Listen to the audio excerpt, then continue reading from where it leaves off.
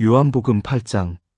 예수는 올리브 산으로 가시고 아침에 다시 성전으로 들어가시니 백성이 다 나아오는지라 앉으사 그들을 가르치시더니 초막절의 마지막 밤을 올리브 산에서 보내신 예수님께서 이른 아침에 다시 성전에 오셔서 가르치기 시작하셨도다.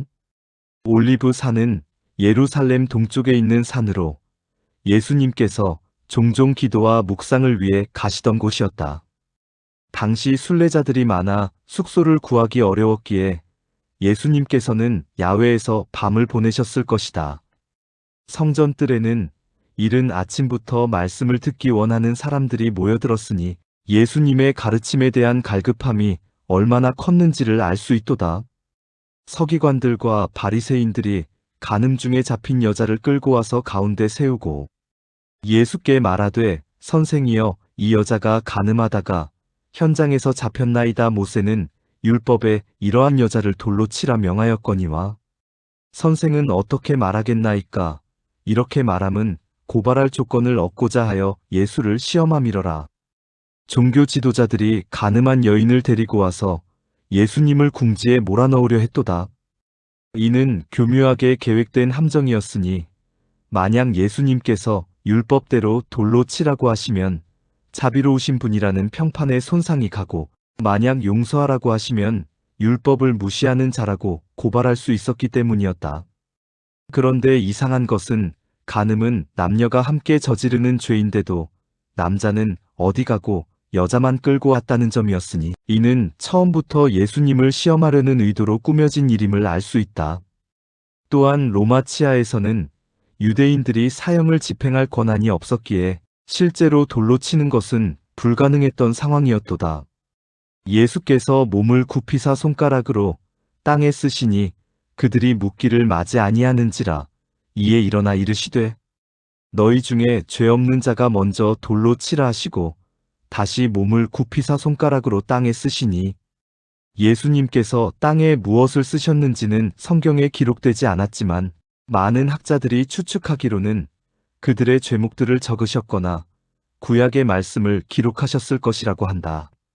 어떤 이는 예레미야서 17장 13절 여호와를 떠나는 자의 이름이 흙에 기록되리니라는 말씀을 적으셨을 것이라고 추측하기도 한다. 중요한 것은 예수님께서 즉시 대답하지 않으시고 잠시 침묵하신 후에 지혜로운 말씀으로 응답하셨다는 점이다. 너희 중에 죄 없는 자가 먼저 돌로 치라는 말씀은 율법을 부인하지도 않고 동시에 자비를 보여주시는 완전한 지혜였도다. 그들이 이 말씀을 듣고 양심의 가책을 받아 늙은 자로부터 젊은 자까지 하나씩 나가고 오직 예수와 그 가운데 섰던 여자만 남았더라. 예수님의 말씀을 들은 사람들이 자신들의 죄를 깨닫고 하나씩 떠나갔도다. 늙은 자부터 나갔다는 것은 나이가 많을수록 자신의 죄를 더 많이 깨달을 수 있었기 때문일 것이다. 젊은 자들도 결국은 모두 떠났으니 이는 모든 인간이 하나님 앞에서는 죄인이라는 보편적 진리를 보여주는 것이었도다. 그들이 가져온 함정은 오히려 자신들의 죄를 드러내는 거울이 되었던 것이다. 예수께서 일어나사 여자 외에 아무도 없는 것을 보시고 이르시되 여자여 너를 고발하던 그들이 어디 있느냐? 너를 정죄한 자가 아무도 없느냐? 이르되 주여 없나이다. 예수께서 이르시되 나도 너를 정죄하지 아니하노니 가서 다시는 죄를 범하지 말라 하시니라. 예수님께서 여인에게 보여주신 것은 율법의 정죄가 아니라 복음의 은혜였도다. 나도 너를 정죄하지 아니하노니라는 말씀은 죄를 가볍게 여기신 것이 아니라 용서와 새로운 시작의 기회를 주신 것이었다. 그러나 동시에 다시는 죄를 범하지 말라고 하심으로써 진정한 회개와 변화를 요구하셨던 것이다. 이는 은혜와 진리가 완벽하게 조화를 이룬 예수님의 성품을 보여주는 아름다운 장면이었도다. 예수께서 또 말씀하여 이르시되 나는 세상의 빛이니 나를 따르는 자는 어둠에 다니지 아니하고 생명의 빛을 얻으리라. 간음한 여인 사건 이후에 예수님께서 세상의 빛이라는 두 번째 내가 이다 선언을 하셨도다. 이는 초막절 기간 동안 성전에서 거대한 촛대들이 밝혀지던 빛의 축제와 연관된 선언이었다. 사람들이 물질적인 빛에 감동하고 있을 때 예수님께서는 자신이야말로 영적 어둠을 몰아내고 진정한 생명을 주는 참 빛이라고 선포하신 것이었다. 어둠 가운데 있던 가늠한 여인에게 빛을 비춰주신 것처럼 모든 죄인들에게 구원의 빛을 주실 분이 바로 예수님이셨던 것이다. 바리새인들이 이르되 네가 너를 위하여 증언하니 내 증언이 참되지 아니하도다. 예수께서 대답하여 이르시되 내가 나를 위하여 증언하여도 내 증언이 참되니 나는 내가 어디서 오며 어디로 가는 것을 알거니와 너희는 내가 어디서 오며 어디로 가는 것을 알지 못하느니라. 바리새인들이 유대 율법의 규정을 들어 예수님의 자증을 무효라고 주장했도다. 유대 율법에서는 자기 자신에 대한 증언은 유효하지 않다고 여겼기 때문이었다. 그러나 예수님께서는 자신의 경우는 다르다고 말씀하셨으니 자신의 기원과 목적지를 명확히 아시기 때문에 자증이 가능하다고 하셨던 것이다. 인간은 자신의 과거와 미래에 대해 완전히 알 수 없기에 자증이 제한적이지만 예수님은 영원 전부터 하나님과 함께 계셨고 하나님께로 돌아가실 분이시기에 완전한 자기 인식을 갖고 계셨던 것이다. 너희는 외모를 따라 판단하나 나는 아무도 판단하지 아니하노라. 만일 내가 판단하여도 내 판단이 참되니 이는 내가 혼자 있는 것이 아니요 나를 보내신 이가 나와 함께 계심이라. 예수님께서 인간적 판단과 신적 판단의 차이를 설명하셨도다.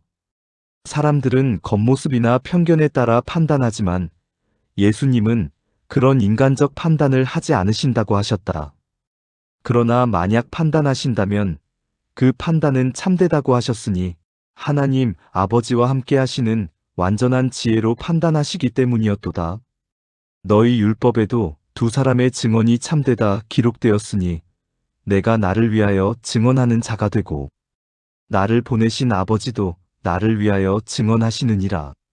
예수님께서 유대 율법의 규정을 역으로 이용하여 자신의 권위를 증명하셨도다. 신명기와 민수기에 따르면 두 사람 이상의 증인이 있어야 사실이 확증된다고 했는데 예수님과 하나님 아버지가 함께 증언하시니 이는 완벽한 증언이라고 하셨던 것이다. 그들이 묻되 네 아버지가 어디 있느냐? 예수께서 대답하시되 너희는 나를 알지 못하고 내 아버지도 알지 못하는도다. 나를 알았더면 내 아버지도 알았으리라. 바리새인들이 육신적 사고로 예수님의 육친 아버지가 어디 있느냐고 조롱조로 물었지만 예수님께서는 영적 차원에서 대답하셨도다. 예수님을 안다는 것과 하나님 아버지를 안다는 것이 불가분의 관계에 있다고 말씀하셨으니 예수님은 하나님을 나타내는 완전한 계시이시기 때문이었다. 예수께서 성전에서 가르치실 때에 헌금궤 앞에서 이 말씀을 하셨으나 참는 사람이 없으니 이는 그의 때가 아직 이르지 아니하였음이러라. 성전에 헌금궤가 있던 곳은 여인의 뜰로 가장 사람들이 많이 모이는 공개적인 장소였도다. 이런 공개적인 장소에서 논쟁적인 말씀을 하셨음에도 불구하고 아무도 체포하지 못한 것은 여전히 하나님의 때가 이르지 않았기 때문이었다. 모든 것이 하나님의 주권적 섭리 하에 진행되고 있음을 보여주는 말씀이었도다. 예수께서 또 이르시되 내가 가리니 너희가 나를 찾다가 너희 죄 가운데서 죽겠고 내가 가는 곳에는 너희가 오지 못하리라. 예수님께서 자신의 죽음과 승천에 대해 다시 한번 예고하셨도다. 기회가 지나간 후에야 예수님을 찾으려 하겠지만 이미 때가 늦을 것이며 회개하지 않은 상태로 죽게 될 것이라는 엄중한 경고였다. 예수님이 가실 곳은 하나님의 품이었는데 죄 가운데 있는 자들은 그곳에 갈 수 없다는 영적 현실을 말씀하셨던 것이다. 유대인들이 이르되 그가 자결하려는가? 그러기에 내가 가는 곳에는 너희가 오지 못하리라 하는가? 예수께서 이르시되 너희는 아래에서 났고 나는 위에서 났으며 너희는 이 세상에 속하였고 나는 이 세상에 속하지 아니하였느니라. 유대인들이 예수님의 영적 말씀을 물질적으로만 해석하여 자살을 말하는 것인지 궁금해했도다. 그러나 예수님께서는 자신과 그들 사이의 근본적 차이를 설명하셨으니 기원과 소속이 완전히 다르다는 것이었다. 예수님은 하늘에서 오셨고 하늘에 속하신 분이지만 그들은 땅에 속하고 이 세상에 속한 존재들이라는 것이었도다. 그러므로 내가 너희에게 말하기를 너희가 너희 죄 가운데서 죽으리라 하였노라. 너희가 만일 내가 그인 줄 믿지 아니하면 너희 죄 가운데서 죽으리라. 예수님께서 에고, 에이미아이 즉 하나님의 이름을 사용하시며 자신의 정체성을 드러내셨도다. 구약시대 모세에게 나타나신 하나님께서 나는 스스로 있는 자니라 출애굽기 314구 하신 것과 동일한 표현이었다. 만약 예수님이 바로 그 하나님이신 줄 믿지 않으면 구원을 받을 수 없다는 복음의 핵심을 선포하셨던 것이다. 그들이 묻되 네가 누구냐? 예수께서 이르시되 나는 처음부터 너희에게 말하여 온 자니라. 내가 너희에게 대하여 말하고 심판할 것이 많으나 나를 보내신 이가 참되심에 내가 그에게 들은 그것을 세상에 말하노라 하시되 사람들이 예수님의 정체성에 대해 계속 질문했을 때 예수님께서는 자신이 처음부터 일관되게 말씀해온 바로 그분이라고 대답하셨도다. 그리고 하나님 아버지께 들은 것만을 세상에 전하고 계신다고 하시며 자신의 사명의 신실성을 강조하셨던 것이다. 그들은 아버지를 가리켜 말씀하신 줄을 깨닫지 못하더라. 예수께서 이르시되 너희는 인자를 든 후에 내가 그인 줄을 알고 또 내가 스스로 아무것도 하지 아니하고 오직 아버지께서 가르치신 대로 이런 것을 말하는 줄도 알리라. 사람들이 예수님의 영적 언어를 이해하지 못하고 있을 때 예수님께서 십자가 사건을 예고하셨도다. 인자를 든 후에라는 표현은 십자가에 달리실 것을 의미했으니 그때가 되면 예수님의 정체성이 분명히 드러날 것이라고 하셨던 것이다. 십자가와 부활을 통해 예수님이 참으로 하나님의 아들이심이 명확해질 것이라는 예언이었도다. 나를 보내신 이가 나와 함께 하시도다. 나는 항상 그의 기뻐하시는 일을 행함으로 나를 혼자 두지 아니하셨느니라 하시니라. 예수님께서 하나님 아버지와의 친밀한 교제와 완전한 순종을 강조하셨도다. 세상에서 고립되고 오해받는 상황에서도 하나님 아버지께서 함께 하신다는 확신을 가지고 계셨으니 이는 고난 중에 있는 모든 성도들에게 큰 위로가 되는 말씀이었다. 이 말씀을 하심에 많은 사람이 믿더라. 예수께서 자기를 믿은 유대인들에게 이르시되 너희가 내 말에 거하면 참으로 내 제자가 되고 진리를 알지니 진리가 너희를 자유롭게 하리라. 예수님의 말씀을 듣고 믿게 된 사람들에게 참된 제자도에 대해 가르쳐 주셨도다. 단순히 한순간 믿는 것으로 끝나는 것이 아니라 지속적으로 말씀에 거해야 참 제자가 된다고 하셨던 것이다. 그리고 그런 제자들이 깨닫게 될 진리가 참된 자유를 가져다 줄 것이라고 약속하셨으니 이는 영적 해방에 대한 약속이었도다. 그들이 대답하되 우리가 아브라함의 후손이라 남의 종이 된 적이 없거늘 어찌하여 우리를 자유롭게 하리라 하느냐? 유대인들이 예수님의 영적 자유에 대한 말씀을 정치적, 사회적 자유로만 이해했도다. 아브라함의 후손이라는 자부심과 선민의식으로 인해 자신들은 이미 자유로운 존재라고 생각했던 것이다.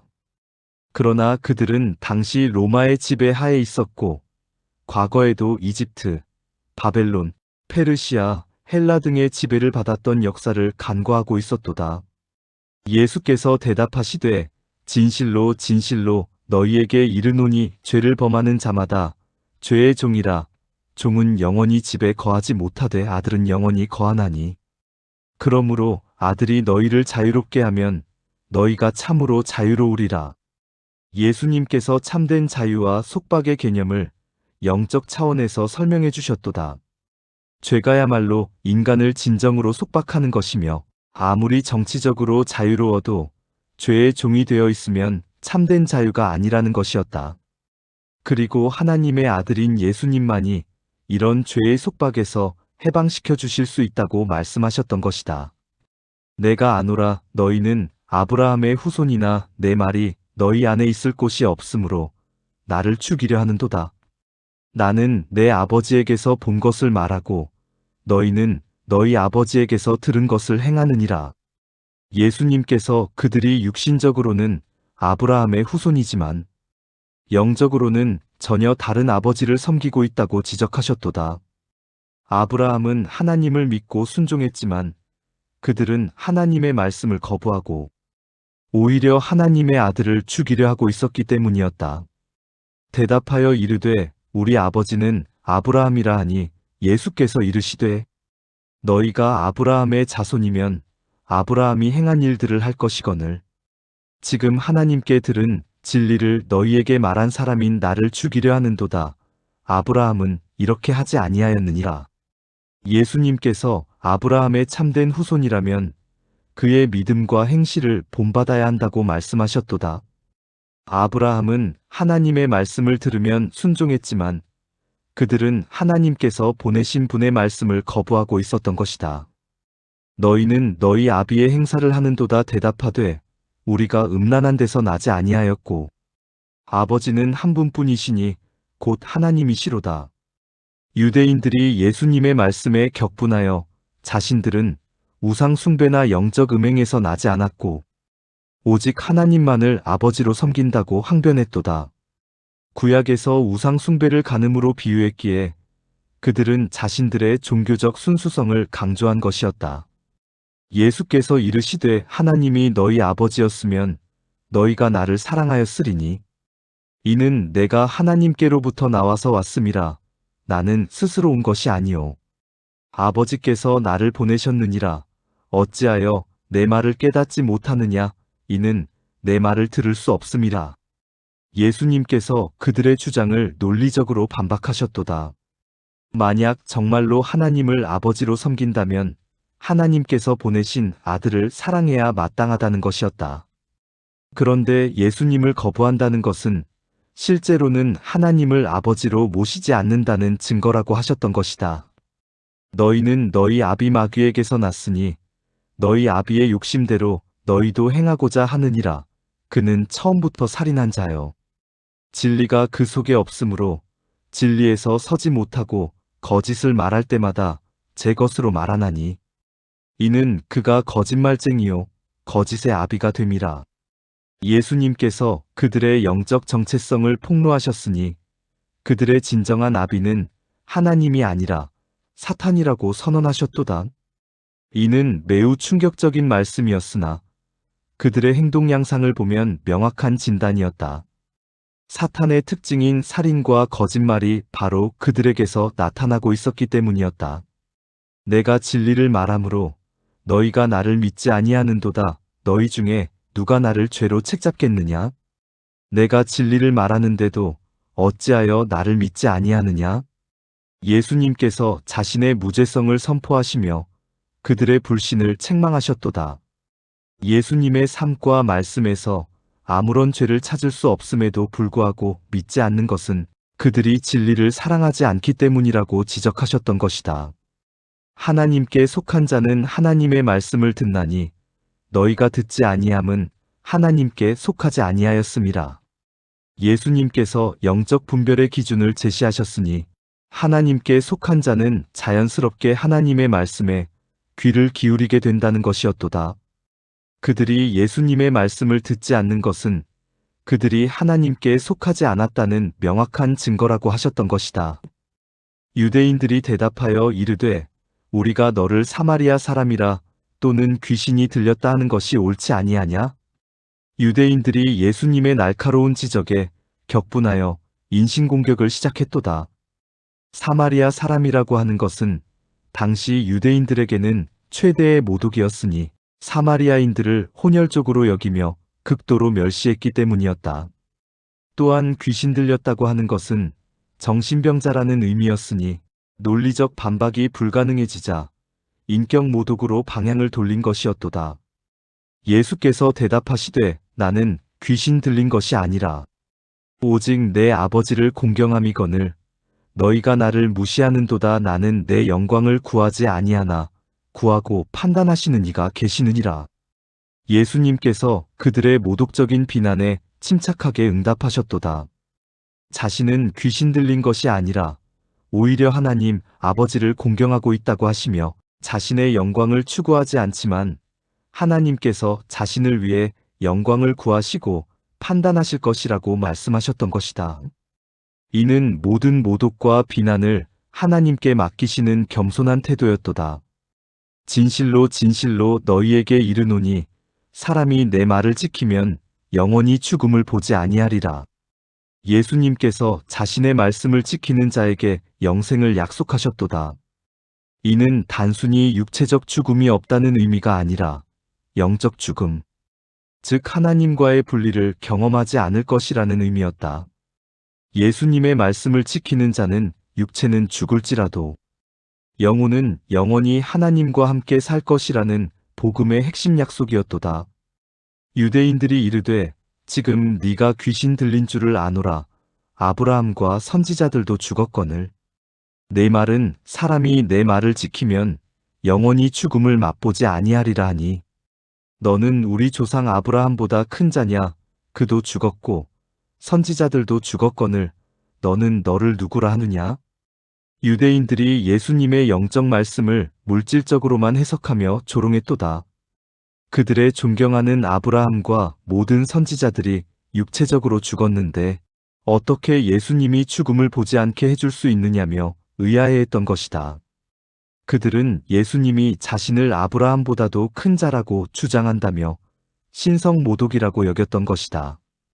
예수께서 대답하시되 내가 내게 영광을 돌리면 내 영광이 아무것도 아니거니와 내게 영광을 돌리시는 이는 내 아버지시니 곧 너희가 너희 하나님이라 하는 그이시라.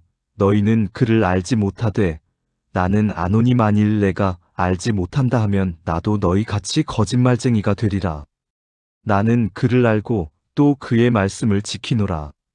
예수님께서 자기 영광을 추구하지 않으신다고 다시 한번 강조하시며 하나님 아버지와의 친밀한 관계를 설명하셨도다. 유대인들이 하나님이라고 부르는 바로 그분이 예수님께 영광을 돌리고 계신다고 하시며 그들은 하나님을 모르지만 자신은 완전히 안다고 선언하셨던 것이다. 너희 조상 아브라함은 나의 때 볼 것을 즐거워하다가 보고 기뻐하였느니라. 예수님께서 아브라함과 자신의 관계에 대해 놀라운 말씀을 하셨도다. 아브라함이 메시아의 때를 미리 보고 기뻐했다는 것이니 이는 아브라함이 하나님께서 약속하신 내 후손을 통해 만민이 복을 받으리라는 언약을 믿고 그 성취를 바라보며 기뻐했다는 의미였다. 또한 아브라함이 이삭을 바칠 때나 멜기세덱을 만날 때와 같이 그리스도의 예표적 사건들을 통해 메시아를 미리 본 것을 의미하기도 했도다. 유대인들이 이르되 네가 아직 50세도 못 되었는데 아브라함을 보았느냐? 유대인들이 예수님의 영적 말씀을 시간적, 물리적 차원에서만 이해했도다. 당시 예수님의 나이가 30대 초반이었는데 어떻게 2000년 전에 아브라함을 볼 수 있느냐며 조롱했던 것이다. 그들은 예수님의 영원하신 신성과 영적 차원의 만남에 대해서는 전혀 이해하지 못했던 것이다. 예수께서 이르시되 진실로 진실로 너희에게 이르노니 아브라함이 나기 전부터 내가 있느니라 하시니 예수님께서 자신의 영원전 존재를 선언하신 가장 명확한 말씀 중 하나였도다. 아브라함이 나기 전부터 내가 있느니라는 말씀에서 내가 있느니라에고 에이미는 하나님의 이름 여호와와 동일한 표현으로 자신이 영원히 자존하시는 하나님이심을 분명히 드러내신 것이었다. 이는 시간을 초월하여 존재하시는 신성의 선언이었으니 아브라함은 피조물로서 시간 안에서 태어났지만 예수님은 영원 전부터 계신 창조주라는 의미였도다. 그들이 돌을 들어 치려 하거늘 예수께서 숨어 성전에서 나가시니라. 유대인들이 예수님의 신성 선언을 신성 모독으로 여기고 율법에 따라 돌로 치려 했도다. 레위기에 따르면 신성 모독죄는 돌로 쳐 죽이도록 되어 있었기 때문이었다. 그러나 예수님께서는 신비로운 방법으로 그들 사이에서 숨어 성전을 떠나셨으니 이는 아직 하나님의 때가 이르지 않았기 때문이었다. 예수님의 죽으실 때와 방법까지도 하나님의 완전한 계획 안에서 이루어져야 했기 때문이었도다. 이로써 요한복음 8장은 예수님께서 세상의 빛이시며 영원한 하나님이심을 점진적으로 계시해 나가는 과정을 보여주는 중요한 장이었도다.